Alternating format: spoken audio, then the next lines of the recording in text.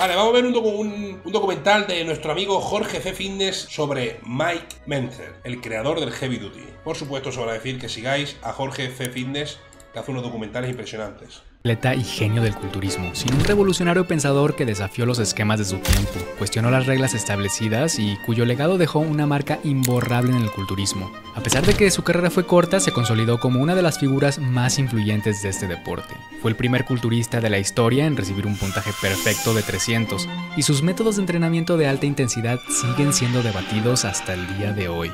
Pero detrás de sus triunfos, innovación y ese gran físico, yace una historia de lucha, controversia y tragedia. Esta es la historia del enigmático y complejo Mike Mentzer. Era un 15 de noviembre de 1951 cuando nació Michael John Mentzer en Ephrata, Pensilvania, Estados Unidos, un pequeño pueblo de granjeros y comunidades menonitas predominantemente. Su padre, de ascendencia alemana, era un conductor de camiones que no tuvo la oportunidad de recibir una educación formal. Sin embargo, le enseñó a Mike desde una muy temprana edad el valor del trabajo y la disciplina con distintas labores y responsabilidades caseras. Mike describe a su padre también como una persona de mentalidad fuerte, con una gran integridad que siempre defendió sus creencias e ideales. No se dejaba pisotear por nadie e inclusive a veces un rebelde. Esto tendría una fuerte influencia en Mike y moldearía ese carácter tan distintivo de él. Mike tuvo 3 hermanos, su hermana y hermano mayores y un hermano menor, Ray Mentzer, quien más adelante seguiría los pasos Joder, vaya genético lleva los bichos, de ¿no? Mike en el culturismo. En la escuela, Mike destacaba por sus excelentes calificaciones, siempre siendo el mejor alumno de su clase, y desarrollando desde muy joven un interés por la lectura, la filosofía y el funcionamiento del cuerpo humano. Esto es lo que más tarde lo llevaría a perseguir una carrera en medicina y psiquiatría. Pero antes de perseguir este camino, algo más se encontraba en su destino. Una tarde de 1962, cuando Mike tenía tan solo 11 años, acompañaba a su madre a la farmacia local. Mientras su madre realizaba algunas compras, Mike se puso a ver las revistas, cuando de pronto una en específico capturó por completo su atención. Una edición de la revista Iron Man que presentaba en la portada al Mr. Universo del año Bill Pearl. Fue en ese momento cuando Mike supo sin lugar a dudas que eso era lo que él quería hacer. Y Bill Pearl se convertiría en uno de sus ídolos. Su madre le compró la revista y en cuanto llegó a casa leyó atentamente cada una de las páginas. Para la Navidad de ese mismo año, su padre le regaló su primer conjunto de pesas. ¡Ojo! Mike pasó todo el día de Navidad en el sótano entrenando con sus pesas nuevas. Así continuó durante todo un año entrenando en su casa por su cuenta. Y al cabo de este tiempo, Mike ya comenzaba a notar un cambio significativo en su físico. Su padre, impresionado con el compromiso y determinación de Mike, contactó a un amigo suyo que era powerlifter, John Myers. Él tenía un gimnasio mucho más completo en la cochera de su casa, así que John y otro amigo de él, que era pesista olímpico, invitaron a Mike a entrenar con ellos 3 veces por semana. Fue aquí donde Mike aprendió los movimientos básicos y levantamientos olímpicos. También John lo alentaba a entrenar pesado, teniendo una gran influencia en el estilo de entrenamiento que Mike adoptaría. Es por eso que Mike siempre se consideró no solamente un fisicoculturista, sino también un atleta de fuerza. En 1965, John llevó a Mike a Nueva York a ver un concurso de culturismo, aunque este no era cualquier concurso.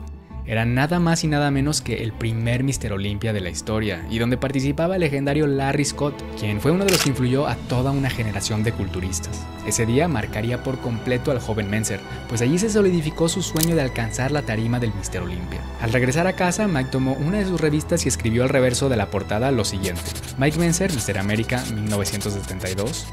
Mike Mentzer, Mr. Universo, 1974.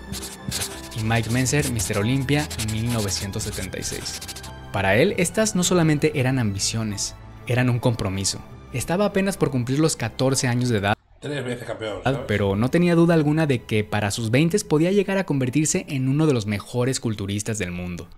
Mike siguió entrenando en su casa y en la cochera del amigo de su padre.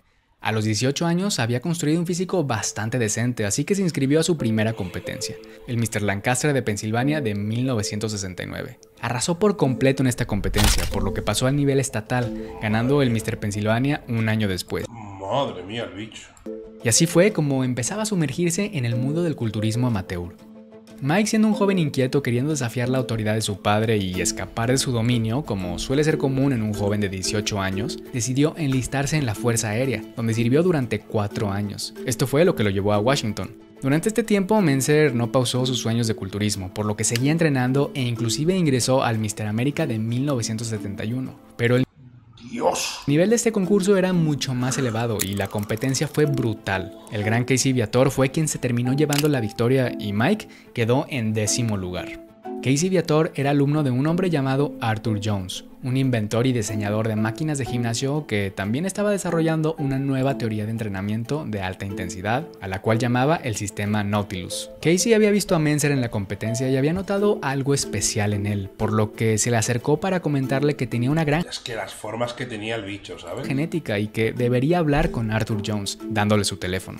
Algunos días después, Mentzer llamó a Jones, pero no tuvieron una conversación normal. Fue una llamada de horas en la que Arthur Jones procedió a darle una cátedra a Mike, hablándole con el lenguaje más preciso y objetivo posible sobre la ciencia del entrenamiento, la habilidad limitada del cuerpo humano para recuperarse y la frecuencia óptima de entrenamiento. Mike después de esa plática se dio cuenta que realmente no sabía tanto, que no era el virtuoso de entrenamiento como pensaba y que memorizar rutinas de las revistas no te convertía en un experto. Esto fue un completo abrir de ojos para Mentzer.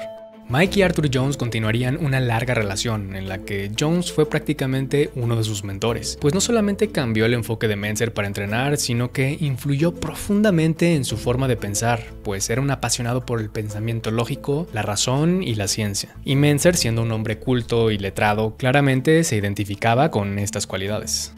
El año de 1972 se acercaba, y como recordarán, este era uno de los años en la inscripción de la revista donde Mike había puesto como meta alcanzar el título de Mr. América. Pero precisamente aquí es donde la vida de Mentzer comenzaría a tomar un giro desafortunado. Mike tuvo una fuerte lesión en el hombro derecho al estar realizando aperturas de pecho con mancuernas. Esto lo mantendría 8 meses fuera del gimnasio. Aparte de esto, sus responsabilidades dentro de la Fuerza Aérea incrementaron considerablemente. Mike trabajaba turnos de 12 horas y aparte llevaba un segundo trabajo en donde a veces tenía que trabajar por las noches. La inactividad del entrenamiento estaba ocasionando que comenzara a deprimirse, pues claramente notaba que estaba fuera de forma y ganando peso. También su moral se estaba viendo afectada y estaba perdiendo claridad sobre el rumbo que quería tomar en la vida. A pesar de estar luchando contra una depresión, Mike temía el llegar a la mitad de su vida con el profundo arrepentimiento de no haber perseguido su máximo potencial. Fue este miedo lo que lo motivó a poner en orden su vida de nuevo, por lo que decidió ingresar a la universidad y enrolarse en el programa de premedicina, con el objetivo de convertirse en psiquiatra, dejando la Fuerza Aérea. Fue aquí donde conoció a una mujer llamada Kathy Gelfo, de quien se enamoraría y mantendría una relación por más de una década.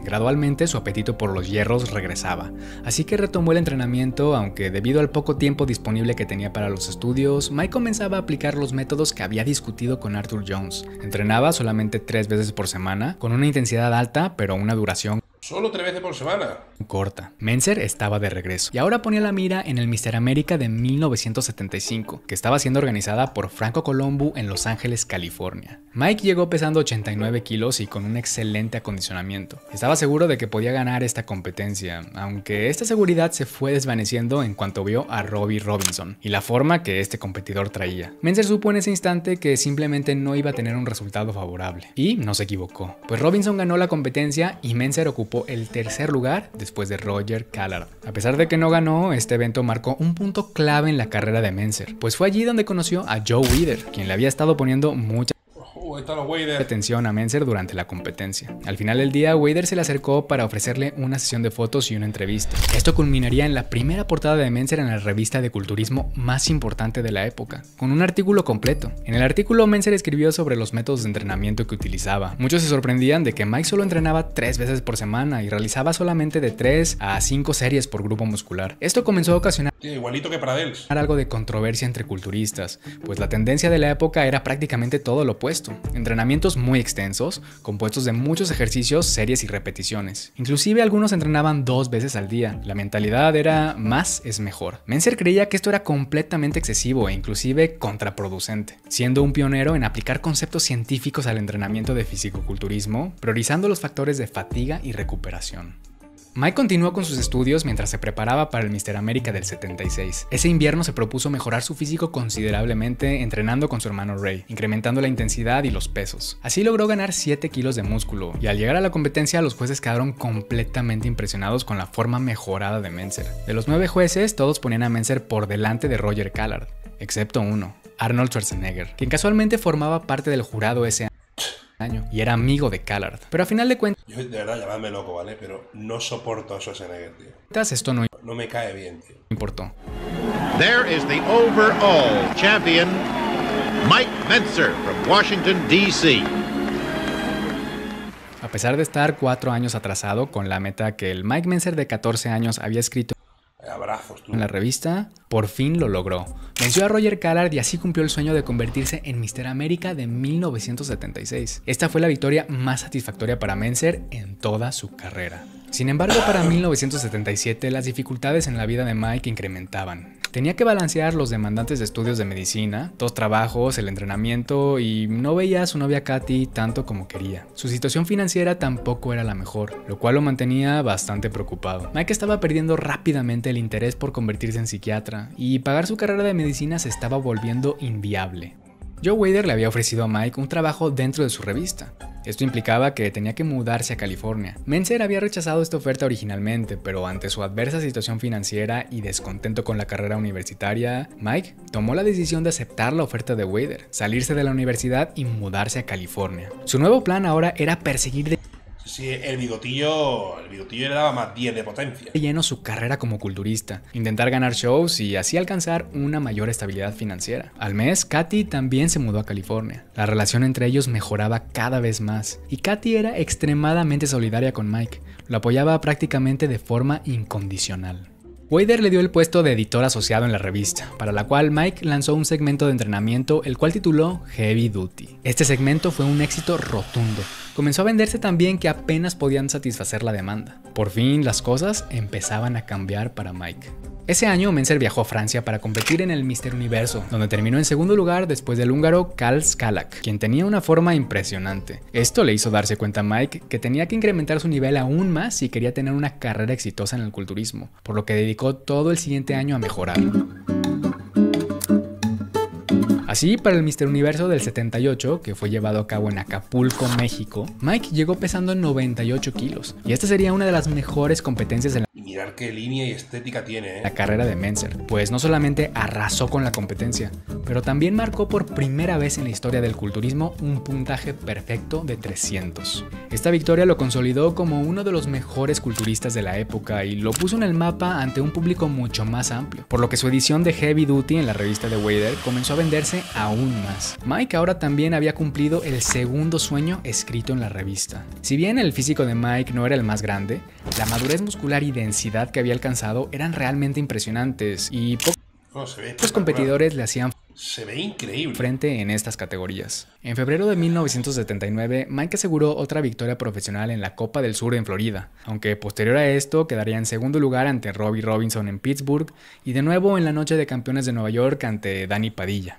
El verano de ese año, el culturismo tendría que pasar a segundo plano para Mentzer, pues recibió una llamada donde le informaban No, eso es 98 kilos, mira cómo se ve. que su madre había caído enferma y 2 semanas más tarde falleció. Esto devastó a Mike, su motivación se desplomó por completo, dejó de entrenar durante 6 semanas y comenzó a comer desenfrenadamente, hasta el punto en que, en palabras del mismo Mike, dejó de parecer culturista. La Mr. Olympia del 79 se acercaba y Mentzer sabía que no podía dejar pasar esta competencia. Debía recuperar la motivación y volver a levantarse. De otro modo no debutaría en la Olympia y las posibilidades de alcanzar este sueño se agotarían. Así que decidió comenzar la preparación.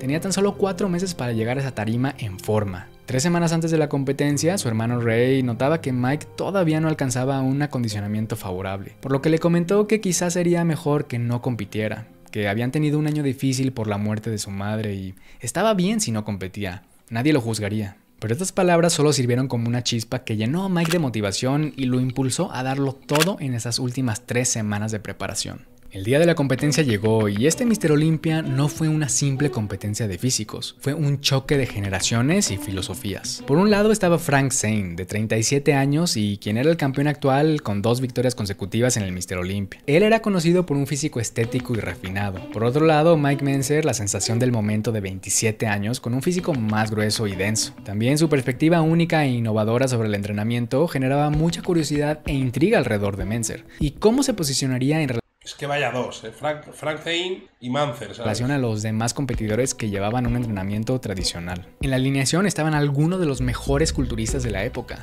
Zane, Mentzer, Dickerson, Platz, Robinson, Padilla, entre otros. En ese entonces, el Olympia se dividía en dos categorías: menos de 200 libras y más de 200 libras, cuyos ganadores competían por el título absoluto. Finalmente, tanto Zane como Mentzer ganaron sus respectivas categorías y se enfrentaron por el título absoluto. Fue una batalla entre las líneas precisas y artísticas de Zane y el físico más lleno y poderoso de Mentzer. Mike tuvo un gran acondicionamiento durante las rondas preliminares. Sin embargo, para la final, su físico se había suavizado ligeramente y había perdido algunas líneas debido a un exceso de sodio, lo que le dio a Zane la ventaja y su tercer título consecutivo de Mr. Olympia. La victoria de Frank Zane, sin embargo, generó debate. Muchos argumentaron que era momento de dejar atrás la era de los físicos más ligeros y otorgar el título a alguien que representara la masa y el poder hacia los cuales el deporte estaba evolucionando. También algunos consideraban que Mentzer tenía un físico más completo. Para este punto se especulaba que la popularidad de Mike en el culturismo podría superar la de Arnold, quien en ese momento estaba en plena transición hacia su carrera en Hollywood. La filosofía de entrenamiento de Mentzer, que enfatizaba la brevedad e intensidad, chocaba directamente con la ideología de alto volumen de Arnold. Esta división filosófica generaba mucha tensión entre ambos, y Arnold no apreciaba que Mike se rehusara a tratar sus métodos de entrenamiento como una verdad absoluta.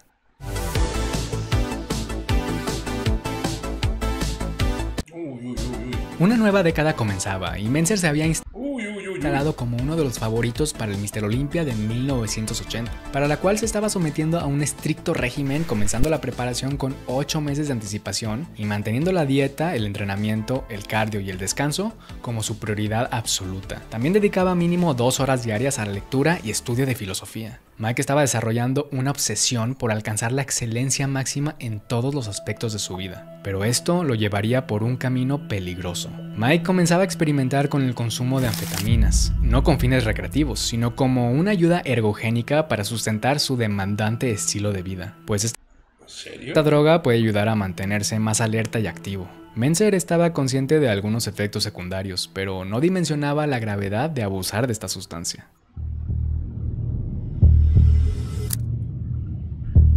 En octubre de 1980, los mejores culturistas de la época viajaban a Sydney, Australia, en donde se llevaría a cabo la Mr. Olympia de ese año. Pero lo que estaba por suceder en esta competencia marcaría un antes y un después en el culturismo, y es considerada la Mr. Olympia más controversial de la historia.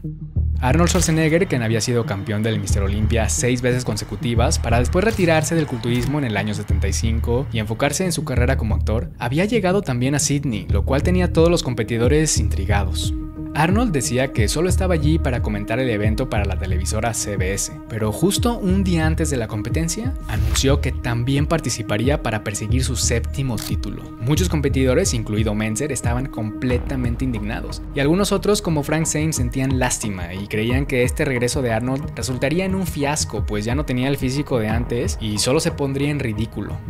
Era la mañana del 4 de octubre, el día de la competencia, y la tensión en el aire era palpable. Los competidores estaban más estresados de lo normal. A Mentzer no le olía nada bien este regreso inesperado de Arnold, pues era bien sabido que Arnold nunca jugaba limpio. Siempre andaba con juegos psicológicos para bajar la moral de los demás competidores. Actuaba de forma deshonesta y nadie confiaba en él. Aparte de que siempre buscaba causar controversia para ser el centro de atención. Y este día... No lo soporto, amigos, os lo juro, no lo soporto, tío. No lo soporto, es un tío que no me gusta nada, tío. Es un tío que ha quedado como un héroe, como un icono del culturismo, pero que realmente es un basura, tío. De verdad, tío, no me gusta nada, tío. No me gusta nada. Pero de siempre, no es una cosa nueva, ¿eh? No fue diferente.